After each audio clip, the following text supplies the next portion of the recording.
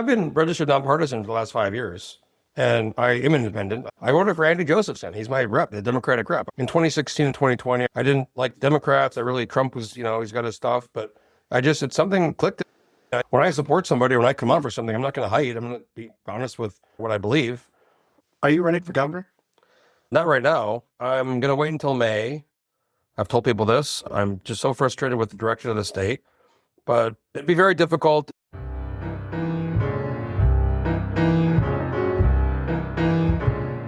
Welcome to the East Anchorage Book Club. I'm your host, Andrew Gray. The purpose of this podcast is to tell the stories of Alaskans of interest and importance. Today, our guest is Jeff Landfield, the founder and editor-in-chief of the Alaska Landmine blog and podcast. Since Landmine's founding in 2017, Jeff, with no formal training in journalism, has written and published investigative news stories, often providing close coverage of municipal and state government. Jeff Landfield was a state Senate candidate in 2012 and 2016 and was appointed to the Commission on Judicial Conduct by Governor Bill Walker, but that appointment was withdrawn due to a scandal involving photos of Jeff in a Speedo. As you heard at the start of the show today, he is considering a gubernatorial run in 2026. This is Jeff's second appearance on this podcast. On his previous appearance in 2022, we discussed his early life and journey to Alaska. You can find a link to that episode in the show notes. Today's episode contains profanity. Jeff Landfield, welcome back to the podcast. What's up, buddy? I got to say before we go further, I love your beard. This is a good look on you. Thank you. Keep the beard. Is this new for you, or have you? I've never had a beard before. I think you look good, man. You got that kind of the slick back. So, Jeff, you've been so active the past few days. I made a joke to a couple of people that Putin and Trump coming to town was like your Super Bowl. That was my Super Bowl. 100%. I speak Russian fairly well. I've spent a lot of time in Russia. I read an article about it, actually. I spent 2 days, Thursday, and then all of Friday from very early all the way until... I actually went to the lakefront, Old Millennium afterwards, and I was denied a press credential to go on the base, which almost was a blessing because they had to meet very early. They took a bus, I think. They took all their gear in different vehicles, and they didn't come out till much later. I went to the lakefront where there was a bunch of diplomats, a bunch of guys from the Russian mission at the United Nations. I talked to a lot of... I was the only... Well, you made a tweet about how you didn't understand where the rest of the reporters were, that you were with a lot of Russian diplomats. And I guess there's part of me that's obviously... Sergei Lavrov, I didn't see him, but he was staying at the Millennium, the Russian foreign minister. I think that you and I might have very different perspectives on Russia and Vladimir Putin. I lived in a former Soviet country. I see him as somebody who's murdered a lot of journalists. Literally had them assassinated. I see him as somebody who had his political rivals murdered. I think that kind of behavior, is just kind of that's absurd that I'm gonna greet somebody who murders journalists. He is political rivals. I don't think Putin's a great guy, but he is Russia's leader, and we almost went to nuclear war in the 60s when we put missiles in Turkey and Italy, Turkey and Italy when the Russians put missiles in Cuba. We almost went to nuclear war. NATO has expanded with 14 or 15 countries since the Soviet Union collapsed, 5 of which border Russia. If the Russians put equipment in a friendly government in Mexico, we would have a problem with that. I'm not saying it's our fault, but the Russians were invaded by Napoleon. They were invaded by the Nazis through Ukraine, through Belarus. So this is a lot more we were meddling in Ukraine in 2014. Victoria Nuland was on the phone talking about reorganizing their government.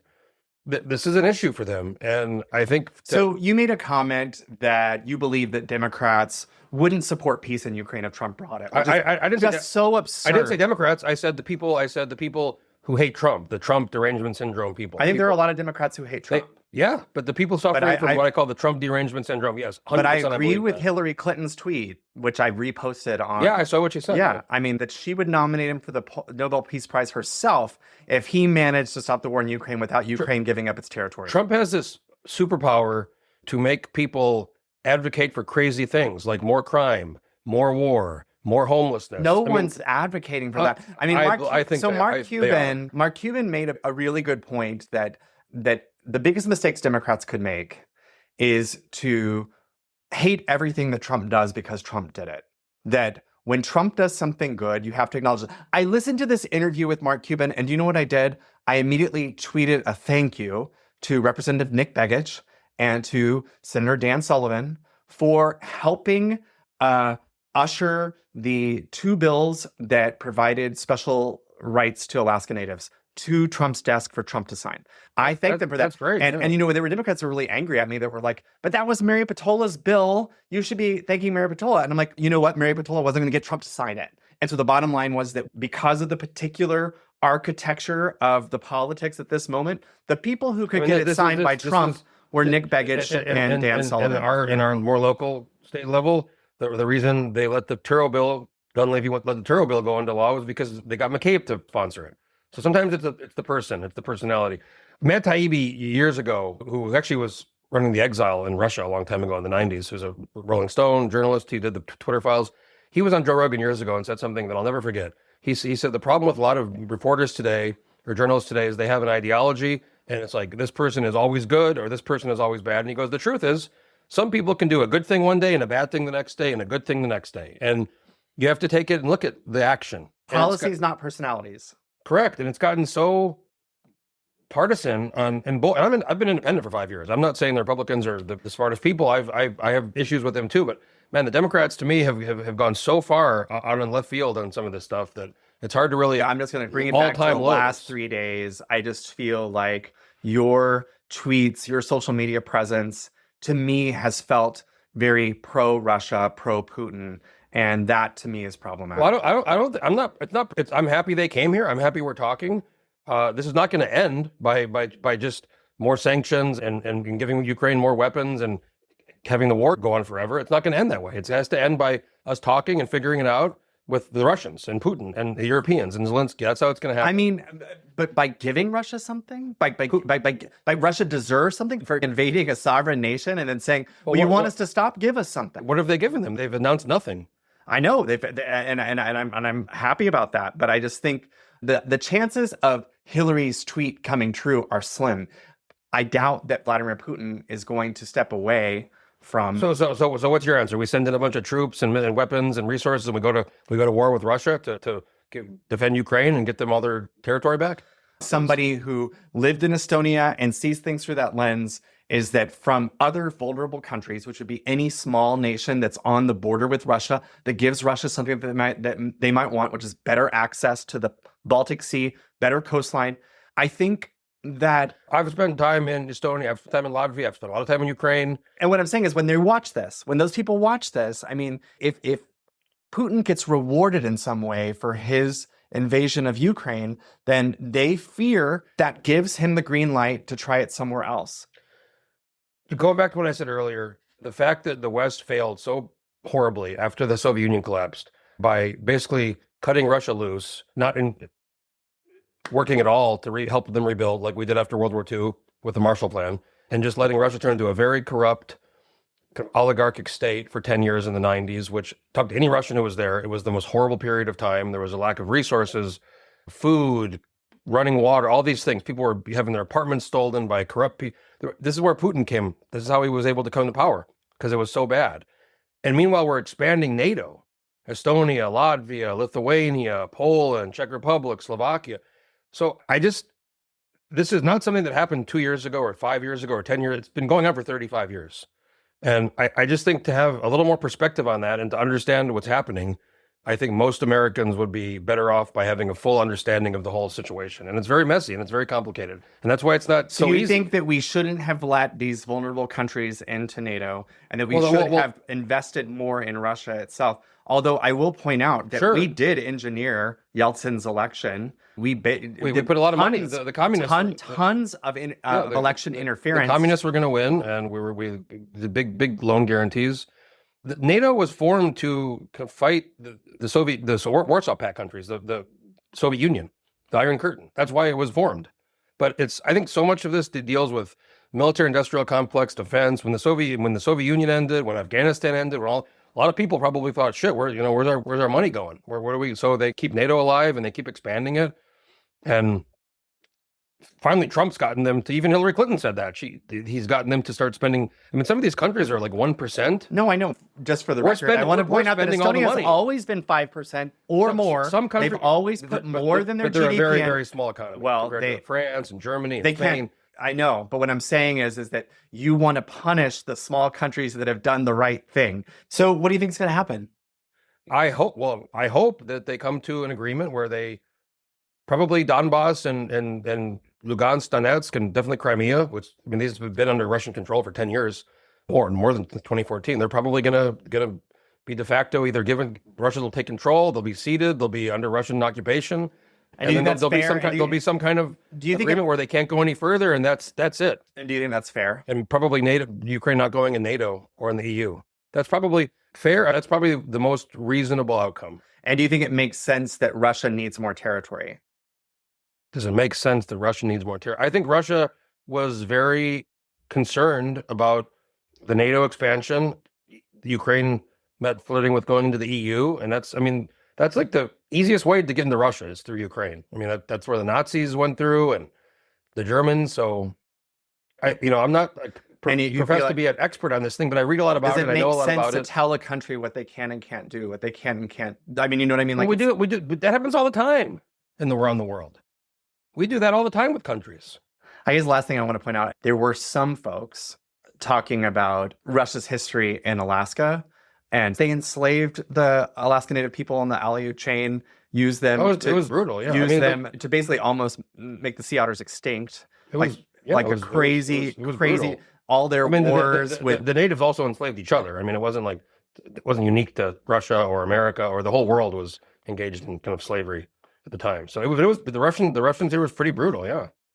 I just think when they talk about their history in Alaska, I think we should acknowledge that it was not a good history. The early history was not great. I mean, there was the Lend-Lease, there was the Soviet Alaska-Siberia Highway, where thousands of planes came through through Canada to Fairbanks, where the Soviet pilots came, and that's where Putin went to Fort Richardson, where there's, I think, I know, and you tweeted about that somehow, like, because he laid a wreath on those soldiers' graves, that he wasn't a monster. I didn't say it wasn't. I said, here's what happened. Here's why these graves are there. This is the history. I just explained what it was. A lot of people didn't know that. I've known that. There's actually a monument in Fairbanks to the Alaska-Siberia, to the Lend-Lease, where there's an American pilot and a Soviet pilot. Lavrov was there in 2017. There was an Arctic Council meeting, and Kislyak, the ambassador. Russia is not by any means our enemy. I've spent a lot of time in Russia, a lot of time. I've never met really any Russians who hate America. I've never really met Americans who hate Russians. There's a lot of commonality. Well, I think government problems, yes. There's a difference between a government and its people, and I think that's very clear in Russia. Well, I think a lot of more people agree that Alexei Navalny had tons of people out in the street protesting. Yes, I think a lot more people would say that China is a bigger problem than Russia. In both yeah, places. But I interviewed Tessa Hulse from the Lounge, who won the Pulitzer Prize. Her grandmother was a Chinese journalist during the Chinese Revolution, the Mao Zedong Cultural Revolution. And she talks exactly what you just said, like that. The people of China are not the government of China. There's all these attempts by the government to brainwash its people and sort of fill them with misinformation, but I mean, like, the people. I just worry a lot more about a war or a conflict with China. China's a big problem. I think Vladimir Putin is a big problem. I won't say like the average Russian person living in any random city. I mean, they've been indoctrinated by the Russian state media. They probably don't have an accurate view of the world. Do we? I think we have more of an accurate view of the world, yes. I mean, I think we have a free press, and I'm very in favor of the free press, but people now they just read and they watch and they consume their own stuff that just reinforces their own view of the world.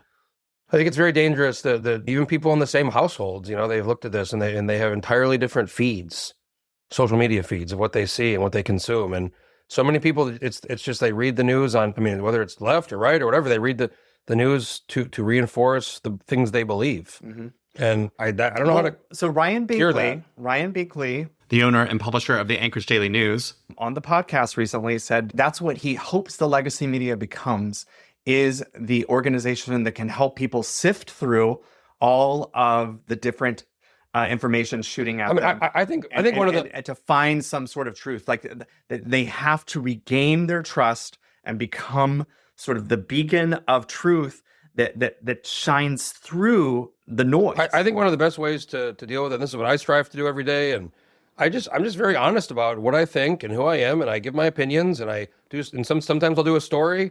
A lot of times I'm doing a story that's like, here's the story, here's what I uncovered, here's what I investigated, here are the facts. And if I'm doing a commentary piece or the Sunday column, I'm pretty clear about who I am, what I believe and my perspective. I mean, nobody's not biased, but some people, I think they try to act like they are totally unbiased, and they try to put out some perspective that people just know it's bullshit. They just know they know they're hiding behind something, and they aren't honest about it. Yeah. So speaking of media in Alaska, talk to me about what your impression is about the state of Alaska's media. Just start there. It's nowhere like it used to be 10 or 20 or 30 years ago. Things have changed with the newspapers, obviously, and there's the ADN. That's just a national trend of money and advertising. There's, I don't think it's that bad. I think it's changing. And there's people like me that started my thing back in 2017 when I got back from Australia, and I try to fill a void, a role or a void of covering stuff that other people don't normally cover. The ADN, they've lost some people recently. Channel 2 used to be, they have still a ton of resources, but they have a lot of new people who don't really, they've lost a lot of their long-term people. And then some of the people they bring in are younger and don't have really any background or kind of any built-in knowledge of Alaska. It's frustrating seeing somebody with so many resources. I wish I had more resources. I could do a lot more. But it's been a long time problem in the media in general. But you have a lot of people who were at ADN or Channel 2 or different places, and they go to the government, they go to work as media or communication, or they go to the private sector, they go to oil companies or maybe GCI, or maybe they go to become a spokesperson for some company, because there's a lot more money in these jobs.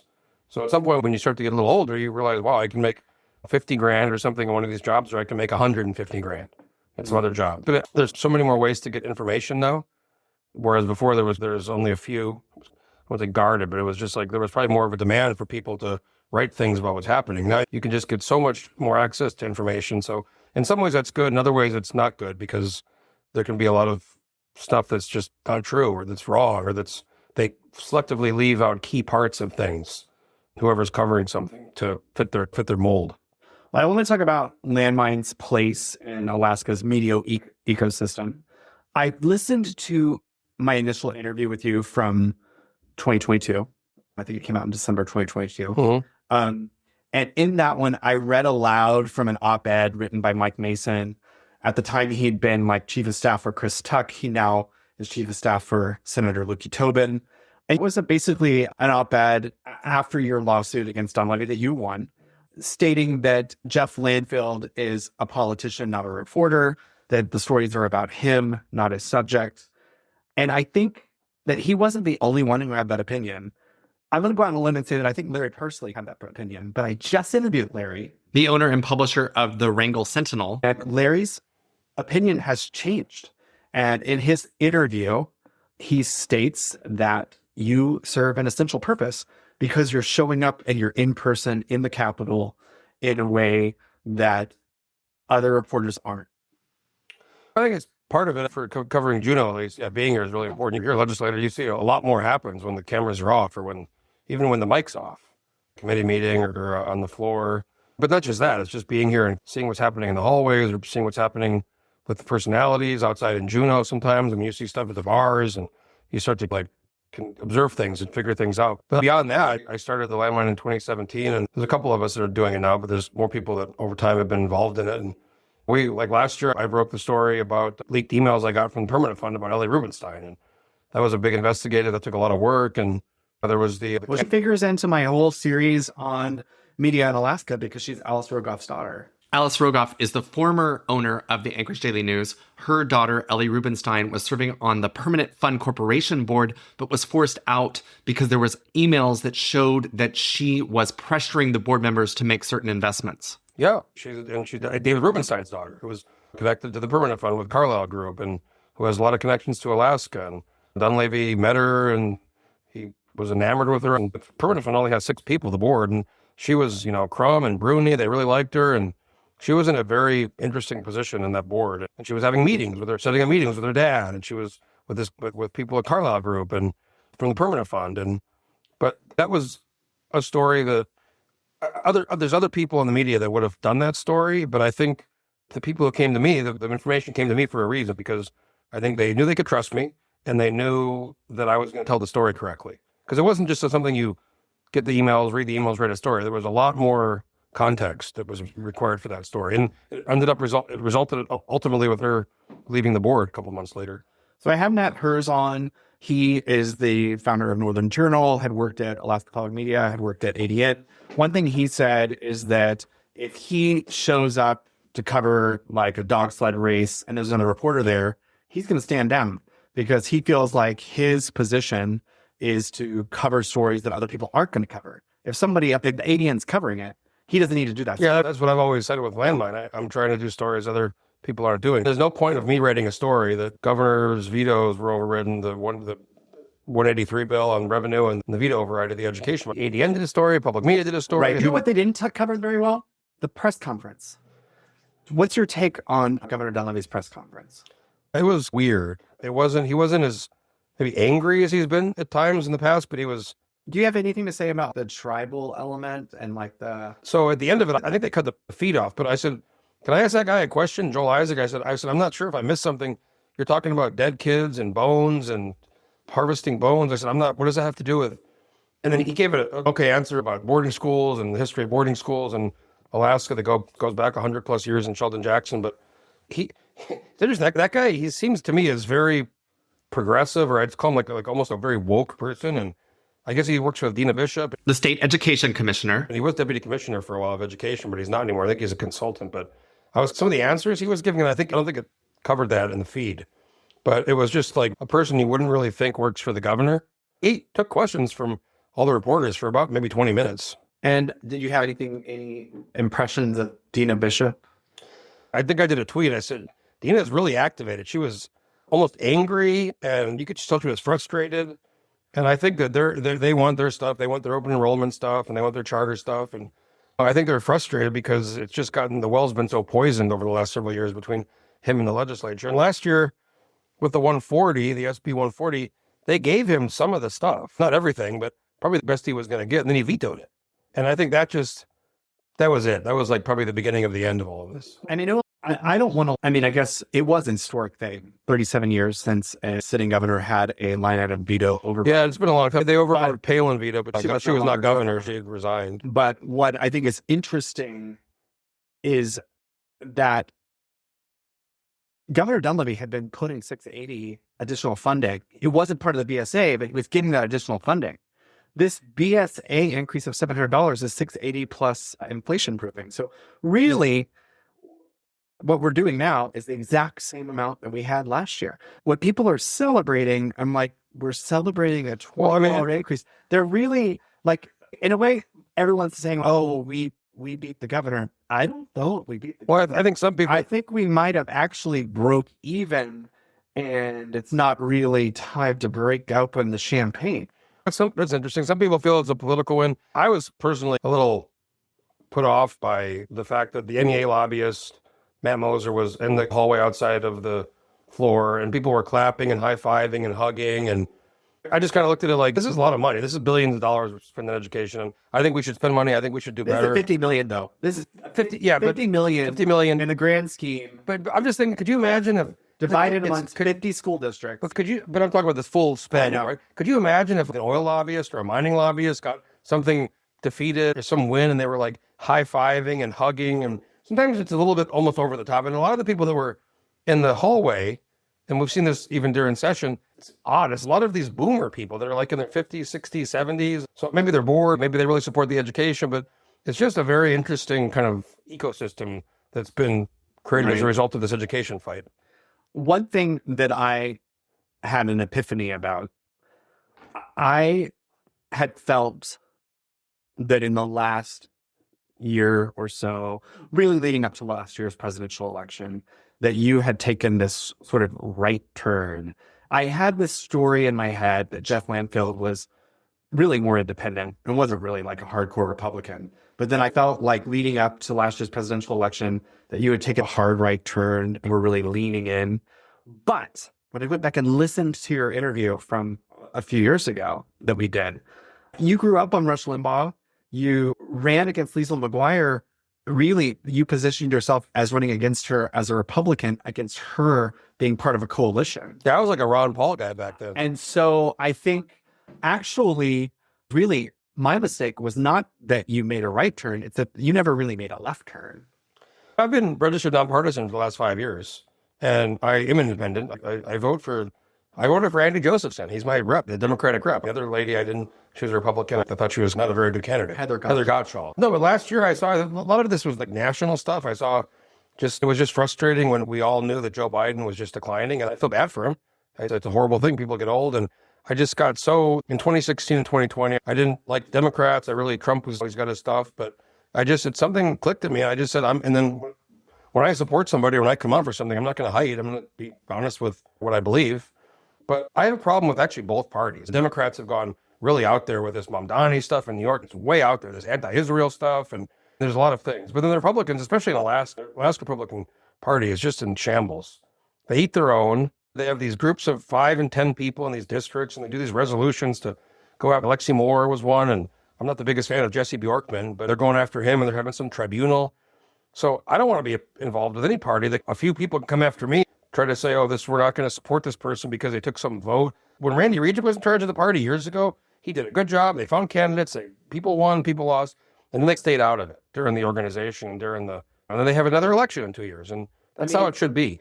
One time, actually, years and years ago, I asked him about something about the organization of the House and what he thought, and he basically said, well, it's not up to me. It's up to them. We have elections. We elect people, and the cards fall where the cards fall. But now so many people are you saw in this veto override vote, the party people, the party kind of apparatchiks have gone so hard against some of these people and said, if you vote this way, we're going to come after you. We're going to beat you, and we're going to demolish you. I'm willing to say this. We had 45 votes and we achieved the override. Yes. There are people who voted no, who were thankful that the override happened. Of course. They just can't say it out loud. For me, and this actually happened, and it's not just both, I think, sides do it. The Republicans are just, I think, more visceral about it. But years ago, when Amanda Price, this is before you were around here, was up for confirmation, she was very close. I don't think she was going to get it. And then Laddie Shaw came out and ended up supporting her. But Garen Tarr came out and voted for her. And she was told by the police union, the public safety union, basically, if you don't support her, because they were all about her, you're going to have a problem in your election next time. We're going to find somebody. We're going to fund somebody. And if I was ever in that position, I'd say, great, come at me. And then I'd publicly talk about that and say, they're going to come at me. Good for them. I don't need to be here. This is my whole life so important that I'm going to be threatened by somebody and acquiesce to somebody's demands against how I vote or what I say. It's part of the role of the media is to say what people say, but you should also say what's really going on. So back to the media environment in Alaska and your place in it. There are other bloggers who have a place in Alaska. We talked about another blog when you were on the show a few years ago. It seems like you've had a detente, like that you guys are getting along, you and Suzanne Downing. Has your opinion changed? I have opinions about her. She definitely has a role to play in the whole thing. I'll tell you what, with her, she's really good at putting out content. She puts out a lot of content. At this point, I interrupted Jeff to play a portion of our interview from November 2022 of him discussing Suzanne Downing. Anyways, this Downing writes an article and comes out and says that I abuse women and that I'm all these horrible things and implies all these, really mean, nasty things. And then kept writing about my company and the owner of the company and the name of the company in the article, clearly trying to cause me problems. And it did cause some problems. I mean, there was other things going on in the company. It was a small family company, but, I got a call. What is this? Why is the bank calling us saying, why does the guy who work here in this company, why is he being accused of using women, all this crazy shit? And, that was part of it. I got let go. I mean, they laid me off in December of 2018. So she got you fired. Yeah, she contributed. There was other problems going on, but it caused the time. That was in 2018. But I was involved with Josh Revak, independent expenditure. And she was, I think, mad about that. There was Sharice Millett. And so was she supporting Sharice Millett? I don't know if she was I think she was maybe just more upset that I was going against Sharice and that I was promoting this guy, Josh Revak at the time. And there was a lot of money behind it. Josh Revak was an Iraq War veteran who challenged Sharice Millett, who was the state House Minority Leader. He challenged her and beat her in the House and was later appointed to the Senate. But your friend had been killed in 2012? Yes. Yeah. And didn't she write an article implying that you were responsible for his death? She wrote something that talked about where I go, there's trouble or something like that. Yeah. And I responded to it. I was very upset about it because it was a pretty traumatic thing watching my buddy get murdered basically on on Halloween. And then on the Landmine website, for a long time, there was a whole tab of like report misinformation from Mustard, Alaska misinformation report. Yeah. So what I will tell you that when I did the Ellie Rubenstein story, and even before that, it's if you notice, one thing that always bugged me about her is, especially many years like in recent years, she would never name me, which I think she didn't want to give you any clicks, maybe. But I think she knew that I want to be named. So I'll just say that when I did the Ellie Rubenstein story a year and a half ago, she obviously has a big issue with Alice Rugoff. She covered that pretty in depth, actually, the bankruptcy stuff. She was one of the ones, her and Medred were covering the bankruptcy. And she basically reached out with hey, it's a really good story. And I was, fuck. Do I respond? Do I not respond? I don't want to. I think not responding is like not the right way to go.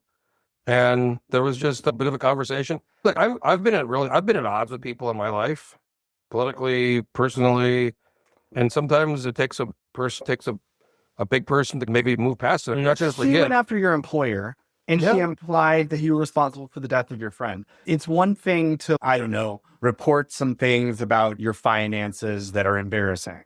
It's another thing to purposely report in such a way as to try to cause you trouble at your job. Yeah, like to go after your livelihood. That was really bad. That was 2018. Yeah. So that was a really tough time for me. But you've forgiven her. I wouldn't say I've forgiven her. I've moved on. It takes what's the saying? A hunter can spot another hunter from afar. I think we probably have a lot in common, how we approach things in the world. So do you know what Patrick Doherty said in terms of comparing? As a former ADN editor, 34 years at the ADN. I didn't listen to most of that podcast. He said, the Alaska Landmine sometimes does good reporting. Must Read Alaska is 100% propaganda, and that you would never read it. There's a lot of stuff she's put out there that I'm kind of like, I would never write that. Some of it bullshit, some of it she's clearly supporting Bernadette Wilson. And she doesn't reach out to people. Like, she'll do a whole story, and for example, she does a story about my bill. Why not ask me? Why not reach out to my office? That's what every other reporter does. Even people that there's a few exceptions of people that I just am sickened by or that I'm so against even. There's a few of those people that but if it was a big story, I'm going to talk to them if I have to talk to them. There's some people that I just avoid talking to because I don't respect them or think they're serious people. But I think for her, and I used to be in this situation for a while when I first started the Landmine, when I was doing it from Anchorage, and I was in Anchorage, and I have some friends that were staffers, and they tell me things, and I'd watch a little bit. It's really easy to write horrible things about people that you never. We have to see them every day and look them in the eye. Like when I'm here, I tell some of my friends this, or people that I'm buddies with in legislature. If you make a small mistake or do something stupid that's not that big of a deal, if I really like you, maybe I'll ignore it. If I really don't like you, maybe I'll choose to focus on that. But even if you're a really good friend of mine and you do something very stupid, I'm not going to give you a pass. That's just not how it works. I'll look dumb if I do that because people are going to say, he's pulling a punch for somebody who did something so stupid. Hey, Jeff, you want me to go for the jugular? There's nothing you can ask somebody. Do you report differently on legislators who subscribe to the Alaska Political Report? No, I'll tell you. Who don't. I don't. But there are some people who, because it's $999 a year, and some legislators have said, I pay the $999 so that I don't get trashed in Landmine. Okay, first I'll say they're separate businesses. The Political Report's a separate business. I have an employee. I have people I pay. We work very hard on to provide very good information. Landmine's a separate business. Now, like I said before, if somebody does some stupid thing or says something stupid, I can't cover every single thing. Obviously, we discriminate and choose things we decide to cover and not cover. But no, I don't. If somebody doesn't buy, I don't say if you're going to buy my thing or not buy my thing, I'm going to treat you differently. Not at all. If somebody buys it and then decides that they no longer want it, they want a refund, does that affect the coverage? No, but when somebody buys it and then tells other people to cancel it, you want to name names? Go ahead. We know what we're talking about. When somebody goes after my business and me and tries to get other people to cancel it because they're mad at me about something stupid, by the way, then yes, I do not like that at all. Hey, you never know. That person may send you a text one day and say that you did a good story and you might let it go. What are you doing, Suzanne Downing? I didn't say I let it go. I'd say we are in a different, the way I approach her and deal with her is different now than it was in the past. We all grow. We all I've said things about people that I wouldn't say regret, but there's things I've written before that they're out there that. What do you think about Suzanne Downing Freud? She covered the veto overrides, and she did a story that said, here are the Republicans who voted to override the governor. Basically, and the article is actually pretty tame. I didn't see the whole article. I saw the point, but here's what my reading is, that she wants tons of comments of people saying, we're going to unelect these people. We're going to, these are rhinos. So I saw the headline or the Twitter where it was like, meet the 16, the caucus of 16 who voted to. Clearly, has an issue with those people. And she wants to support the governor no matter what.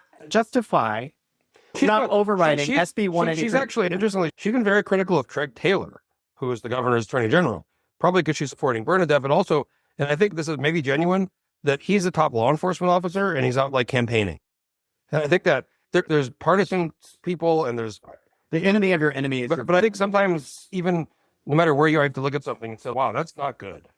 Another issue that I wanted to broach with you is, for the past couple of months, maybe longer, you've done a lot of social media about Anchorage as a failed city. Years. Has it been going on for years, Jeff? I mean, we did our first This is Anchorage documentary in 2019. You did a link to the video of the shooting at the Gaslight.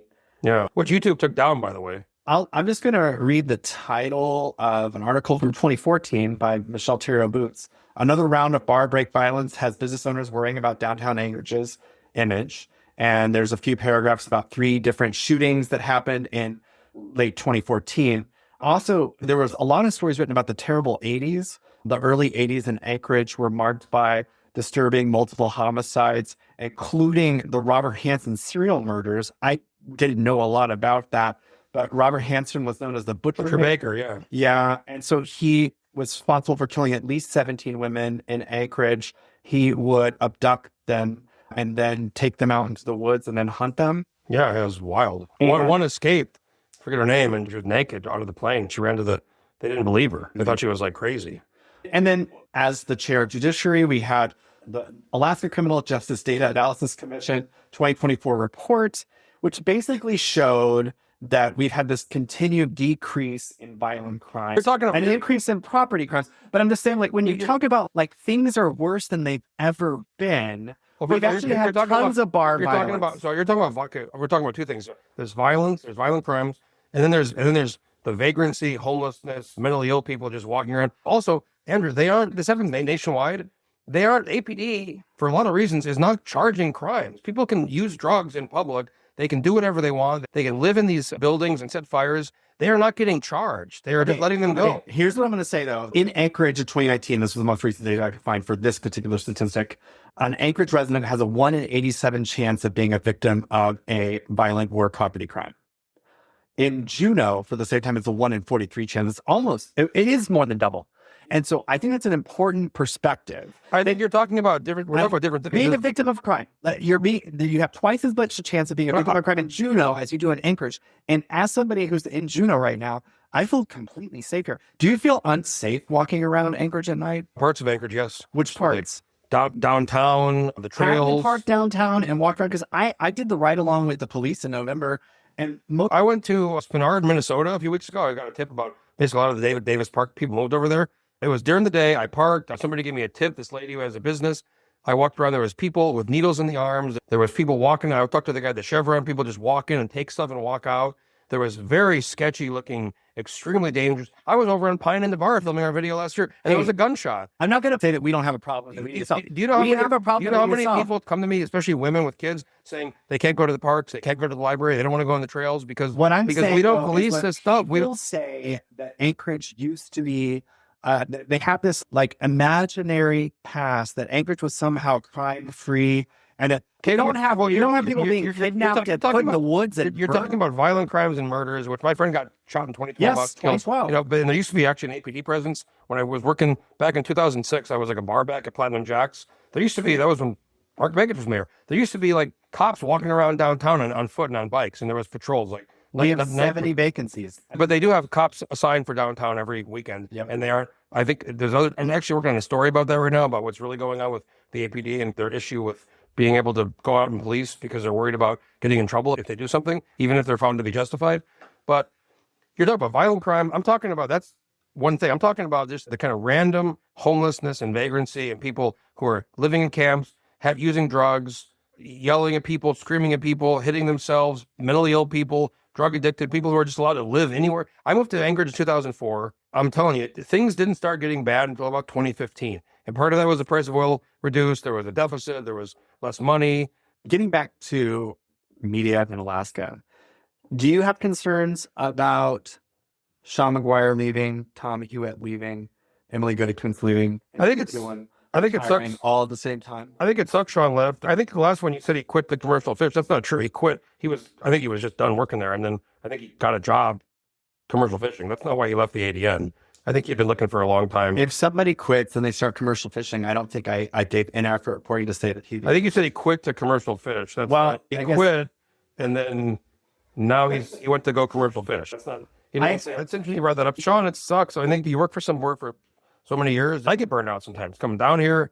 It's like he lived here, but it's just a lot going on, and it's very stressful sometimes to have to report on this stuff and follow everything. Tom, I think he was getting divorced, and I think he had a really good divorce. And Tom said it in the interview. So I feel guilty because I feel like this is the thing I would normally bring up, but since he said it on the record in the interview, well, but he said that his wife was the breadwinner, and so he was able to work this job that didn't pay a lot of money because his wife was making more money, and then they got a divorce. Well, he's like, I can't live. He had the opportunity to go work for Grier. Grier Hopkins is the Fairbanks North Star borough mayor that Tom Hewitt left the ADN to go work for. And then the interesting one with the ADN is Tess Williams, who I think was never really a fan of the police. And now she works for the troopers. That's an interesting one. Like I said, when you go from making 40 grand to making 100 grand or 150 grand, it's sometimes maybe you double or triple your income. Worldview changes.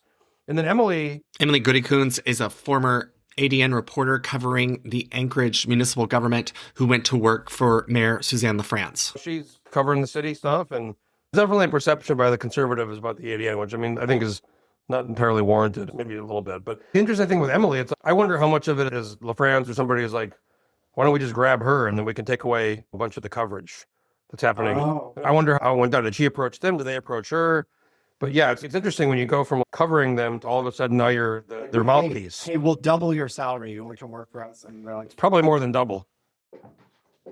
But it's more than double. I can look it up. It's a public record. She's making. Who wouldn't do that? Mark Sabatini. Mark Sabatini is a former Juneau Empire reporter who recently started his own publication, the Juneau Independent. I feel like there are certain people that you see in life that are like, they are committed to this in their bones. Some of the most do it for free. Some of the most dangerous people are people who aren't motivated by money. Yeah. They're some of the most dangerous people in the world. Are you motivated by money? Yeah, I think most people are. I get sometimes frustrated with, I'm doing okay now. The first couple of years, I got accused by everybody and their brother about the unions are paying me, or this person's paying me, or these people are paying me. At one point, I got so frustrated with it, I published my tax. It was 3 or 4 years ago. I said, I made 50 grand last year. Adjusted. I could make a lot more money doing something in the private sector. I've got job offers. I could do a lot more things and make a lot more money. Now, I like working for myself. I like waking up when I want. I like being able to get on a plane and go somewhere. Those are very enjoyable things for me. Luckily, the landmine's growing, especially during the election years. The political report has been a really good thing for me. That's a nice income. I'm not getting rich, but I'm doing better. But yeah, I want to have enough money to live. I want to save money. I look at a lot of my peers, people who are just my age that have been doing different things, and some of them are making 200, 300, 400. They're making a lot of money.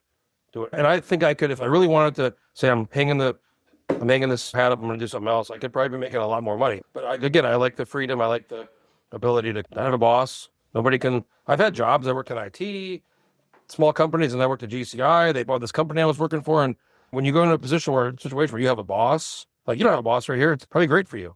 You have the constituents of your boss ultimately. But when you have to you're in the military, you probably hear things all the time you don't want to have to do. And it sucks. Yeah. So that's worth a lot. But yeah, I'm always trying to hustle. I'm always trying to sell more my reports for my business. I'm trying to sell ads. I'm trying to do whatever I can do to make money. Are you running for governor? Not right now. I'm going to wait until May. I've told people this. I'm just so frustrated with the direction of the state.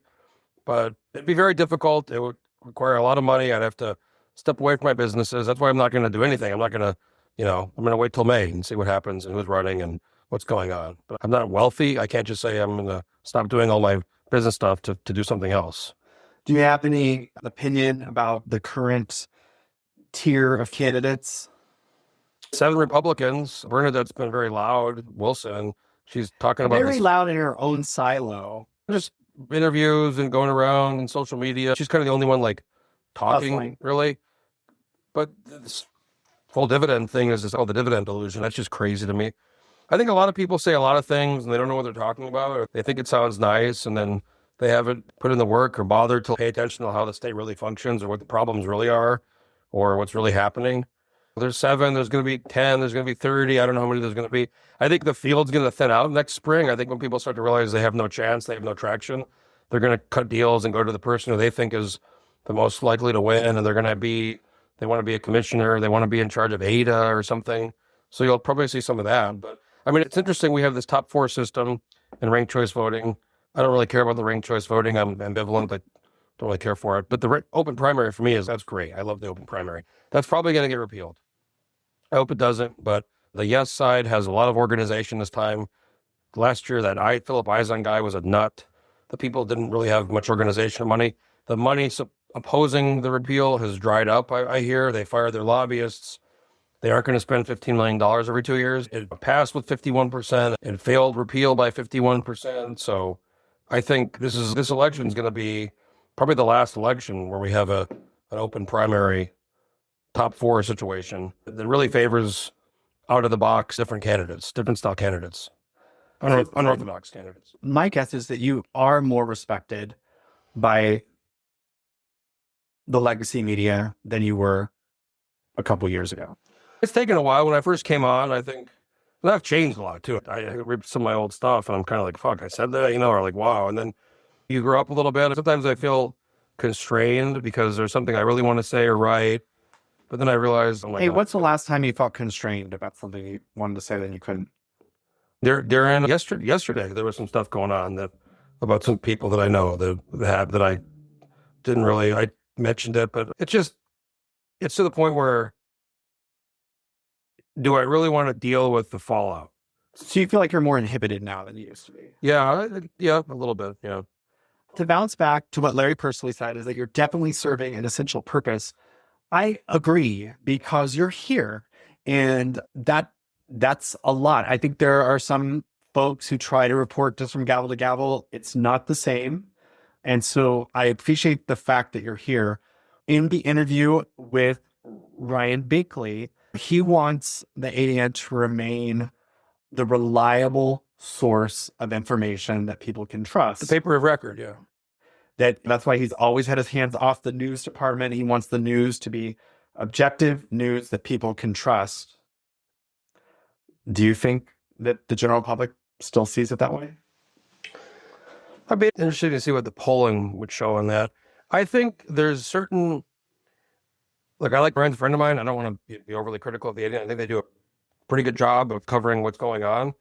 I think not just an ADN problem, but generally it seems, I know a lot of these people, I'm friends with them, I'm colleagues with them.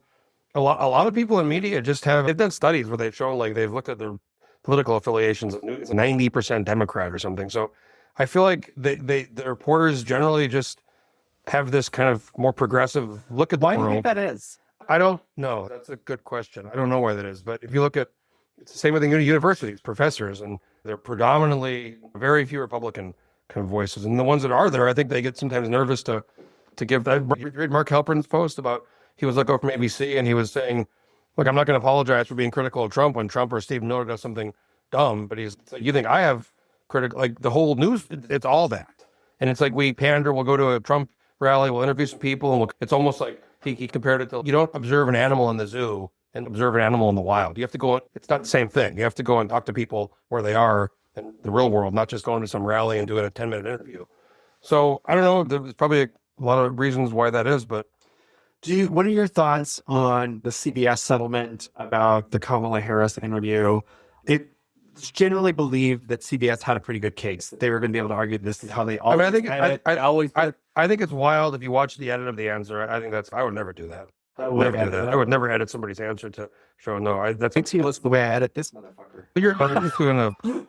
You're not 60 Minutes. I'm not 60 Minutes. That's true. But I'm just saying there's lots of times when I'm interviewing people where I'm like, oh, I'm going to trim this down. I'll think of it in real time. It bothers me that the President Trump it seems to be using the power of the FCC to influence how acquisitions will happen with Paramount, CBS stuff. I look at me, I don't care if you're my best friend or worst enemy. Like, no one's fucking with me. No one's going to tell me what I can or can't say or can or can't. I've had a lot of threats of being sued. Never been that sued. person's being sued for $4 million for his reporting on Jeremy Cooper. Yeah, but that's a joke. I mean, they said they reported what the guy said. I don't know what anybody can sue anybody. I'm going to go to that hearing, by the way. And I think he's representing himself. Now, if you say something, if you actually libel somebody, which there's a big standard for that if you're a public official, it's got to be malicious, with intent to harm, and you harmed. Do you have thoughts about Stephen Colbert being fired? Not really. The guy is so out there on the left that they were losing a lot of money. Was it part of this deal? Probably had something to do with that, but they were also losing like tens of millions of dollars. If you can't even break even.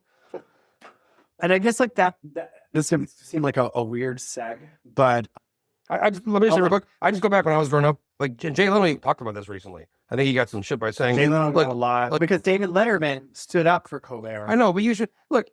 Like me, people can say what they want, but I make fun of everybody. I'll go after the Democrats, Republicans. If somebody fucks up, they fuck up. And I think people know that about me. But when you're only going after the one side, you basically just alienate half the country. The way it's portrayed is that he made a joke and got fired the next day. And that's... Well, I think they're looking at probably years of... Okay, well, speaking of supporting a money-losing proposition, public media, which I just interviewed James Devins, who is a city council member in Valdez, but is also the director of the public radio station there. And 70% of their funding is federal. And without that 70% of the funding, they're going to close down. And he said per capita, they have about $10 per capita for their listenership in terms of donors. He said, we're not going to get more than that. He's like, if New York City, WNYC, they have 12 million in their listenership area. If all those people gave $1, it would be more than they needed. They'd be fine. He's like, rural Alaska public radio should be seen as like a highway. Is it like it's something that needs to be there and it's not going to turn a profit? I'm probably not the best guy to ask about this. I run the Landmine and the political report, and I hustle hard to make those work. And I raise money, I sell ads, I get subscriptions. Yeah, but you're also working in Anchorage. But you're not working in Dutch Harbor. What I will say is if the argument is there that rural public radio needs to be there to warn people about things or to alert people, that's probably not inaccurate. But why should the federal government be paying for that? Why isn't the state paying for that? Why isn't the state subsidizing? That should be our state problem. One. Two, I look at like the tsunami war. I go on Twitter, people go on Facebook. I saw that thing immediately. You make that argument. So, like Alaska is a very rural place with a small population, and we're a new state. The argument from Ted Stevens was that we needed more federal money, more federal dollars than other states because we're new, because we're spread out, because of the specific challenges of being a state like ours. We're always going to need more federal dollars than California, and then a state that can I'm not support it. So the bottom line is that I think you could make the same argument, and people have said this.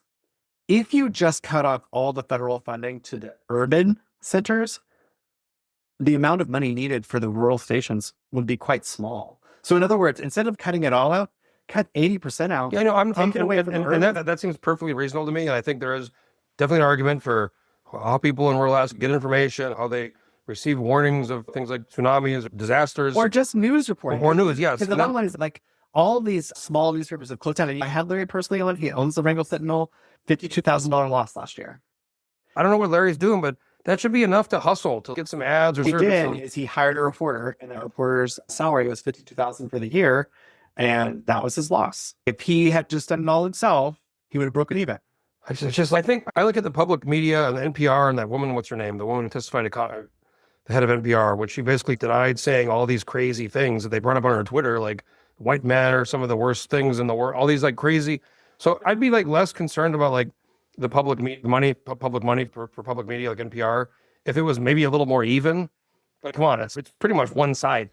So the issue with Alaska is different. I think the state probably should do more for that. We fight over all these stupid dividend things, and we can't even. So my mom was just here with her friend. My mom is the Fox News all day long person.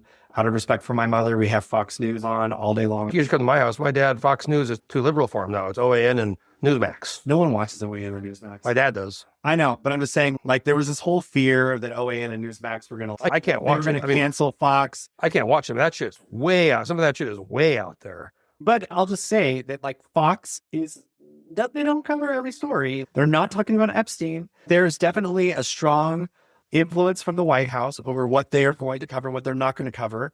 And that's not okay. So the thing is, if we say, oh, if NPR goes away, if PBS goes away, if these quote unquote liberal media things go away, and these more conservative news fills the void, they're not covering. Well, what I'm saying is, if you have a product that people read or people want to read, you should be able to like get money for that. You should be able to sell ads, get subscriptions, get people to sponsor you, get people to support you. And I'm just saying, if you're any business or nonprofit or group who relies heavily on the government or one donor or one thing, you don't really, there's no incentive to innovate. There's no incentive to be more creative because all the money's coming to you and you don't have to worry about it. I'm just going to bounce back to say, if you were in Valdez and you were trying to landmine for a listenership that wasn't statewide, but was really based in Valdez, the bottom line is 4,000 people. You think about what percentage would subscribe, it's maybe 10%, so 400 people. Maybe how are you going to maybe I would have another job and then I would do this as well. And I try to find some money. I try to find some ways to make it work. Ultimately, you have to find, why doesn't the city of Valdez kick in money? They have a lot of money. They have all these property taxes from the pipelines. Well, are only because you know what? The difference between them and our PLB draw, they're capped at 1.5. The city of Valdez hires like fucking lawyers, man. Like Robin Brennan pays them like millions of dollars. I think Grace Chang was. I picked about city.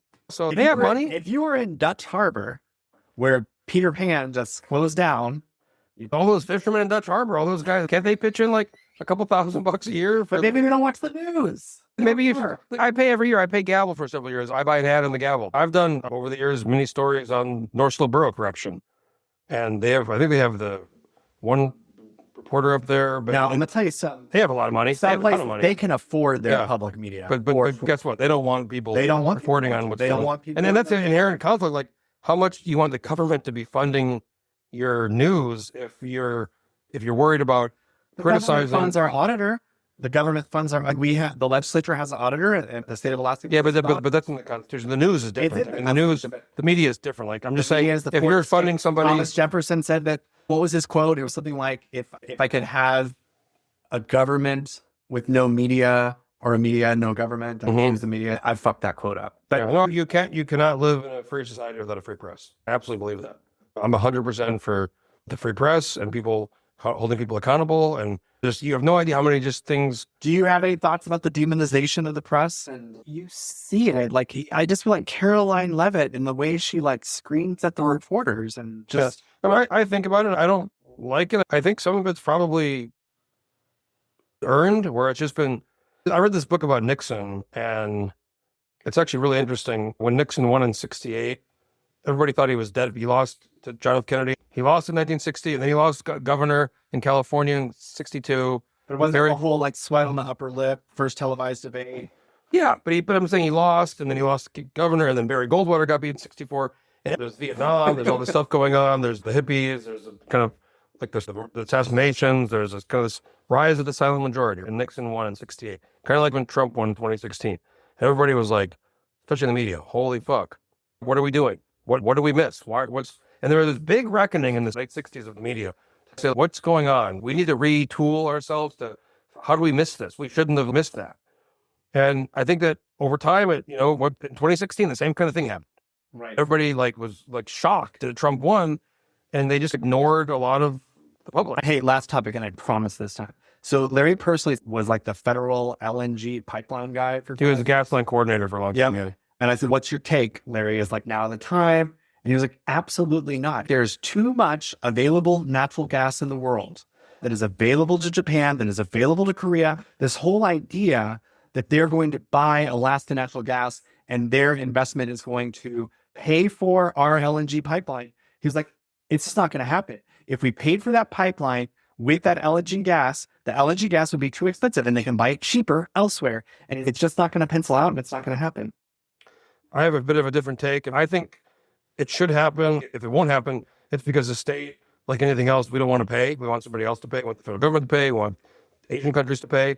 I think we should build the gas line to, one, secure affordable, abundant energy in our state. It's also a national security thing. We have these bases. We have Greeley and Wainwright, and we have JP. If we're going to import gas, that's a huge security issue of relying on imported gas for our state to function. We also have a straight shot on these ships to Japan, Korea, Thailand, which is Australian gas. There is a China issue with kind of the South China Sea. But I think we should have built this thing. I think we should at least have built the gas line to Fairbanks. And then we could rail the gas down, because look at the interior cost of gas and energy and interior. People talk about the education problem. I mean, it's so much of this cost is energy and electricity, right? Power and utilities. That's also healthcare premiums. There's a lot of the healthcare premiums. I feel like it's something that like was talked about for years, and I feel like it gets left out of the conversation. And I promised that was going to be our last topic, so we won't go there. But the bottom line is I have a lot of thoughts. There's a lot of reasons why, but one of them is utilities. And if we just built the gas line to Fairbanks even, and then we did an LNG, we liquefy it, put it on the rail down the NSTAR facility or the NSTAR pipeline in the valley. But it's just really, even Wakana, we don't build Wakana 10-year. Walker killed that. That's 400 or 500 megawatts. If that was built right now, we wouldn't have the gas problem, because the gas could be used for heat and we could use Wakana for the power. Wakana was planned way longer. Yeah. Like 55. But Walker ended up in 2016 killing that and killing Kinnicon Bridge and killing Access Road, and it was because of it was killed by lots of governors before him. It just didn't happen. But he nixed all of them. Like he said, we're done with these things. And part of it was, I think, there was a deficit problem. Part of it, I think, was the NIMBY elements. You're never going to get me to talk against hydroelectric. When people say, oh, we're worried about the fish, we're worried about this or that. I'm like, bring me an alternative solution that would move the rail belt to 70% renewables, and let's do it. The bottom line is, like, they can't. Something I learned in band. So when I was in marching band in high school. Oh, nice. And what instrument? Tuba. I marched tenor sax. Damn. But I played cello. I was in the Albuquerque youth. My band director used to always say, please come to me with your solutions, not your problems. In other words, it's like, if you identify a problem, you need to think out a possible solution. And so that's my problem when people rag on new hydroelectric projects in Alaska. It's come to me with a solution. People, especially with a solution. Don't just come and tell me why I can't do this. Progressive, they used to love hydropower. Now they're against it. The other option, I think, hydropower in Alaska is completely different than anywhere else. I know, we should do that. The other option is nuclear. We could do a big nuclear. I'd be fine with that too. Everyone is on.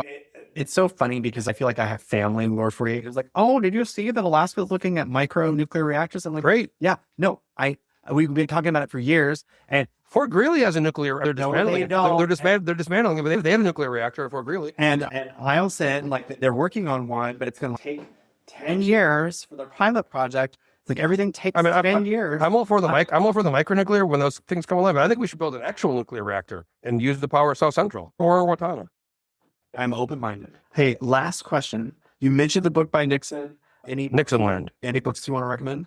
Do you want to recommend that one? I'm reading now Nixonland's part of a series by this guy, Rick Perlstein. There's before this book about Goldwater, then Nixon, and there's this kind of transition. Now the new one I read, really their big book's Reaganland. So it's really good. I'm reading for book club. My book club next month, I'm starting to read Abundance by Ezra Klein, which I've heard really good feedback about. Yeah, no, I'm into it. I get that Democrats in general have been this party of bureaucracy. And if there's anything that I hate in the world, it's bureaucracy. I hate unnecessary regulations. I hate unnecessary. Well, look at California. They're talking about that. They're supposed to build that LA to San Francisco high-speed rail, and they built like a small portion from, I don't even know, it's like bars. It's insane. Towns nobody wants to even go to. It's insane. The insane amount of money that's been wasted on the high-speed rail. And he did an interview, Ezra Klein, with Jon Stewart when the book came out, and he was talking about the broadband stuff and the billions of dollars of broadband. They created all these regulations about this and that and underserved communities and blah, blah, and all these crazy. And he was talking about these like 15 steps they had to go through. He goes, they finally got it. And he goes, they finally built it. He goes, they finally just got approved or something. And it was like years. I know. And it just nuts. A mine gets approved in 8 years. It's fucking 8 years. It's something like 6 years. Talk 20. It took Willow like decades to get. All this stuff takes forever. The people who were initially like writing the papers are dead now. People who were initially filling out the forms are dead now. It's fucked up. It's just like everything takes so long. Everything's got. That's what I really started supporting Bill Walker in 2010 when he ran. He used to say, "We used to build things. Now we just study things." Yeah, and it's so true. this assessment, that assessment, this fucking analysis that takes, like you said, takes years. Yeah. And then by the time you're done, it's like things all change. And you waste millions of dollars on studies. And then what happens is then it gets paused, and then you have to do the study again. And you like have to spend millions of dollars again. Yeah, it's fucked up. Look at Anchorage. So you're recommending Abundance by Ezra Klein. Yeah, I just started reading it. Yeah, I've heard really good things about it. I read Miracle's book, Freedom. Fascinating book. I heard autobiography. Man, the Angle of Miracle. That was really good. Oh. Yeah, that's a good book.